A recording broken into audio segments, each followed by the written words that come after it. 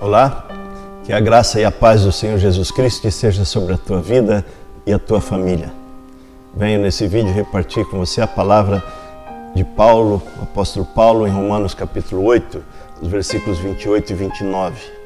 E o texto nos diz assim: sabemos que Deus age em todas as coisas para o bem daqueles que o amam, dos que foram chamados de acordo com o seu propósito. Pois aqueles que de antemão conheceu, também os predestinou para serem conformes à imagem de seu Filho, a fim de que ele seja o primogênito entre muitos irmãos. Essa versão diz: sabemos que Deus age sobre todas as coisas. A outra versão que diz: sabemos que todas as coisas cooperam, contribuem para o bem daqueles que amam a Deus. A pergunta aqui, nós estamos vivendo esse momento ainda de pandemia, e a pergunta é: como Deus pode agir nessa situação para que venha cooperar para o bem daqueles que o amam e são chamados segundo o seu propósito? Primeira coisa, não pense e não diga nunca que Deus está fazendo ou Ele fez essa pandemia para cumprir algum propósito seu, para alcançar algum resultado na vida das pessoas que Ele quer. Então, a Bíblia diz que Deus não faz o mal. Então, a pandemia é um mal. O coronavírus, o Covid-19 é um mal. Deus não faz o mal. Então, o vírus veio. E Deus, aqui o texto diz que Deus age sobre todas as coisas. E a minha pergunta é essa: como Deus pode agir sobre essa pandemia para que venha cooperar para o bem? Eu quero que, para você viajar comigo nessa mensagem, citar um exemplo que está no livro de Atos. A Bíblia fala que a igreja ela estava concentrada, a igreja primitiva, a igreja iniciante, ela estava concentrada em Jerusalém. E Deus tinha um propósito, que o Evangelho alcançasse o mundo todo, nações e pessoas em todos os lugares. Mas a igreja estava bem, tranquila, sossegada em Jerusalém e ninguém queria sair de lá. Mas o que aconteceu? Veio uma perseguição sobre os judeus. Deus não mandou a perseguição. A perseguição veio, aconteceu. Mas Deus agiu sobre aquela perseguição para que ela não fosse em vão, para que ela simplesmente não fosse um mal, mas alcançasse um propósito. Então Deus agiu sobre aquela perseguição. Com isso, os judeus tiveram que sair de Jerusalém, se esparramaram para muitos lugares, para outras terras, e com isso, o propósito de Deus foi alcançado na vida da igreja. Deus tinha o propósito de que o Evangelho alcançasse o mundo e outros lugares, outras terras. E a igreja cresceu com isso, o Evangelho se espalhou, se esparramou e a igreja alcançou seu propósito naquele momento. Então Deus age sobre as coisas para que tudo coopere para o bem. E aqui o texto diz que o propósito de Deus é que nós sejamos formados à imagem de seu Filho Jesus Cristo. E fomos predestinados para isso, para sermos conformes à imagem de seu Filho. E esse propósito de Deus, ele precisa ser alcançado. E o propósito de Deus aqui como uma família, né, que Jesus era o primogênito entre muitos irmãos. Quer dizer, é uma família, uma realidade viva. A igreja, ela não é um sistema. O Evangelho não é um sistema, mas é vida.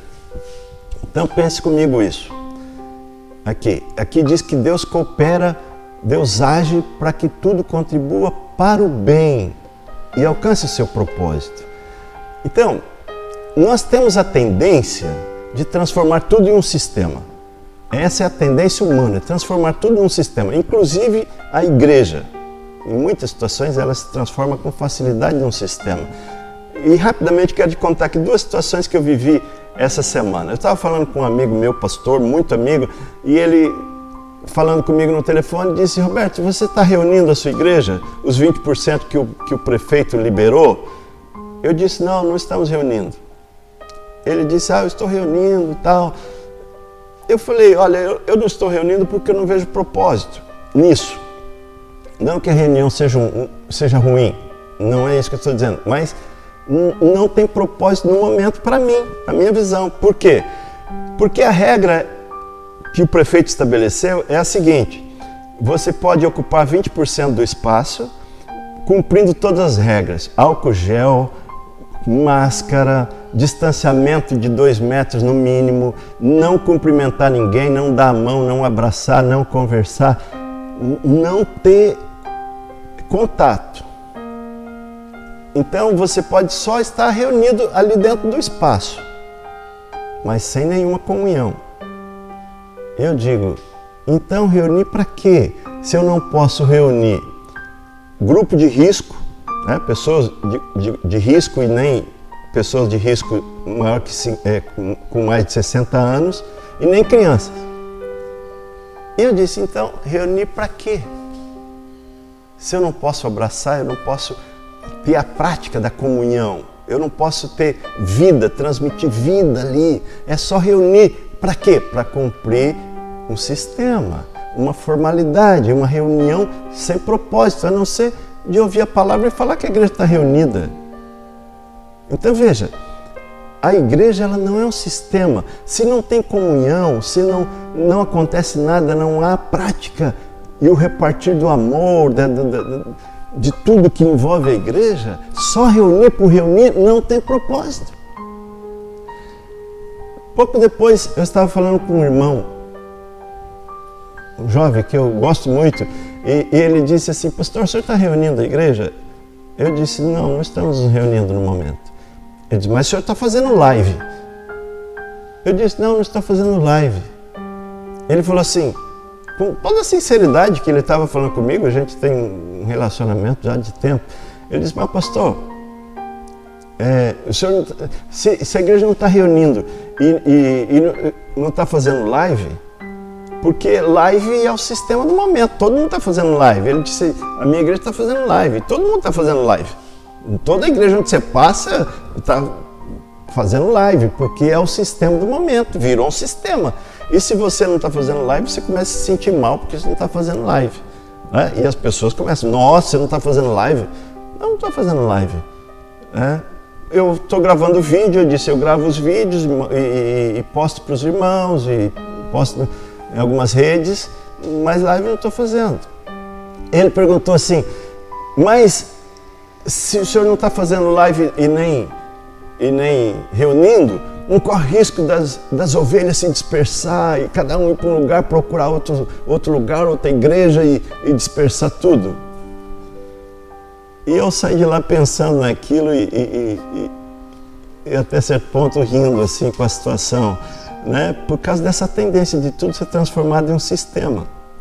Então, eu fiquei pensando, eu estou há anos trabalhando com a igreja. Eu prego a palavra, eu ensino, né? Há anos, mais de 20 anos trabalhando com a igreja, ensinando o que é a vida cristã, o que é viver em Cristo, o que é uma vida em Deus. E de repente, se eu não reúno 3 meses ou 4 meses, ou o tempo que durar isso, ou não estiver fazendo live, todo mundo vai dispersar, o povo vai embora. Não, agora é o momento de Deus agir sobre a igreja, sobre essa pandemia, né? De forma que, no meu entender, essa pandemia ela venha e sirva como um termômetro para medir a vida da igreja no momento. Como a igreja está vivendo? Ela está vivendo a vida cristã, o evangelho plenamente, ou ela está vivendo um sistema? Porque a igreja é um sistema hoje, né? Tem muitos sistemas diferentes, mas é um sistema. Eu não estou criticando nada, eu estou falando que isso aqui, como o texto diz que tudo, né, Deus age sobre tudo para que contribua para o bem da igreja, daqueles que o amam, são chamados segundo o seu propósito de sermos semelhantes a Cristo.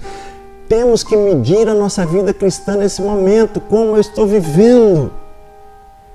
Esse momento do coronavírus, tem pessoas lá no hospital recebendo oxigênio, tem outras entubadas na UTI, porque elas foram acometidas de um mal. E agora elas precisam estar lá, entubadas, oxigenadas. Por quê? Para sararem, para saírem daquela situação. Mas o objetivo dos médicos, de todo o pessoal da área médica, né, de saúde, que trabalha no hospital, e a família, a expectativa é que aquela pessoa saia da intubação, saia do oxigênio, e sare, volte para casa para viver sua vida plena, respirando por conta, andando, vivendo a vida. E não fique lá entubada. Eu estou falando que Deus pode agir sobre isso porque a igreja caiu num sistema. E ela não pode viver uma vida de igreja entubada, né? Uma intubação espiritual. Ela tem que viver de live, ela tem que viver não sei do que, ela tem que reunir mesmo que seja para quebrar regra. Não, nós temos que viver por conta. Jesus disse: eu vim para que tenham vida e a tenham em abundância. Essa vida plena em você, respirando por conta, vivendo por conta. Você tem uma vida em Deus, você está ativo, você aprendeu o Evangelho, você sabe o que o Evangelho resulta em quê? Uma vida resultante da tua ligação com Deus, da tua vida em Cristo. Não uma vida oxigenada, dependendo de balão de oxigênio ou de intubação. Não podemos viver assim. Então Deus vai agir sobre essa pandemia para que ela sirva para alguma coisa, para que a igreja mude, repense situações, realidades. Não todo mundo fazendo o que todo mundo faz, tudo igual, todo mundo seguindo um caminho, um sistema. Não, a igreja não é isso. A igreja não é isso. A igreja é que você viva a vida de Cristo, que você viva a vida da ressurreição, que você tenha a vida plena em Deus. Não dependa de intubação. Tenha a sua vida de oração, de comunhão, de oração, na ligação com Deus permanente, na sua casa, com a sua família. Seja abençoado, que você tenha vida plena, vida abundante em Cristo, e você seja conforme a imagem de Cristo, a imagem do Filho de Deus. Esse é o propósito dele, que ele esteja agindo sobre essa situação toda, em nome de Jesus. Amém.